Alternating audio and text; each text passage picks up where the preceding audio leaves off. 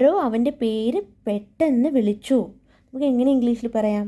ഇതും ഒരു simple past tense sentence ആണ്. ഒരു കഴിഞ്ഞു പോയ കാര്യമാണ്. വിളിച്ചു എന്ന് കേൾക്കുമ്പോൾ നമുക്ക് മനസ്സിലായി.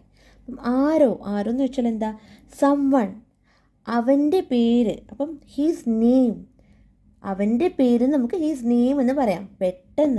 പെട്ടെന്ന് പറഞ്ഞാൽ ക്വിക്ക്ലി, സഡൻലി എന്നൊക്കെ നമുക്ക് പറയാം. വിളിക്കുക എന്ന് വെച്ചാൽ എന്താ? കോൾ. ഇവിടെ വിളിച്ചു എന്നാണ്. അപ്പോൾ നമ്മൾ കോളിനെ പാസ്റ്റ് ഫോം ആക്കിയിട്ട് എഴുതണം. ആരോ അവൻ്റെ പേര് പെട്ടെന്ന് വിളിച്ചു. നമുക്ക് എങ്ങനെ എഴുതാം? സംവൺ എന്ന് വെച്ചാൽ ആരോ. സംവൺ സഡൻലി എന്ന് വെച്ചാൽ എന്താ? പെട്ടെന്ന്. Someone suddenly. അപ്പം വിളിക്കുക എന്ന് വെച്ചാൽ എന്താ? കോൾ. അപ്പം നമ്മൾ ഈ കോളിനെ പാസ്റ്റ് ഫോമിലോട്ട് ആക്കാൻ പോവാണ്. ഇ ആഡ് ചെയ്തിട്ട് പാസ്റ്റ് ഫോമായി. കോൾഡ്. അവൻ്റെ പേര്, ഹിസ് നെയിം.